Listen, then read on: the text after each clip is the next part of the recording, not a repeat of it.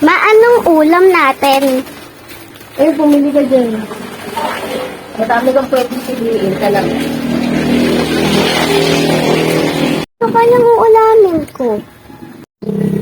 Ito pala ang labas ng tindahan namin. Ano kaya ang kukunin ko? Sinig. Ano po yun? Pangsigang. Ito, sitaw. Then,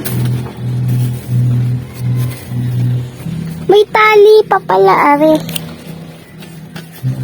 Ano yung sitaw. ulamin mo, madam? Sinigang. Sinigang? Ayan. Ano yung Ito, gano'n sili. Tapos, okra. Ano gagamitin mong pangpaasim? Wala tayong sampalok ng ibang. Mangga. Mga na lang. Yan. Ito na lang. Okra, tsaka ano. Hmm. Tapos, sibuyas. Yung maliit. Ang sibuyas. Tapos, mustasa. Ayan, mustasa nga.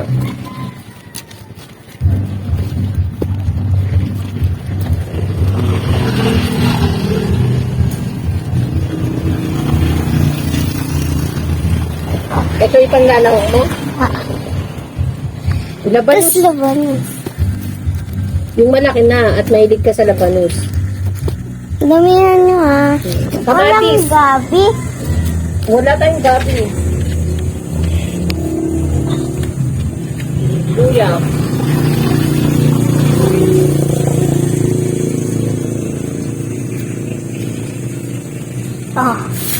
Okay na to? Ayan, kunin mo na dito. Ayan po ang namalengke sa aming tindahan. Kunin mo, ayusin mo. Ikaw ang umano yan eh. Siya po ang aking tawag doon na chef for today's video.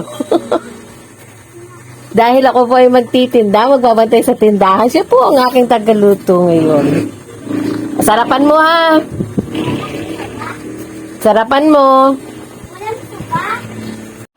At mga bandang hapon nga po pala ay bumili si mama ng isang buong melon para itimpla siya na gawing juice dahil mainit ang panahon. At ayan na nga po ay ginagadgad na ni mama yung melon gamit ang aming mahiwagang kutsara.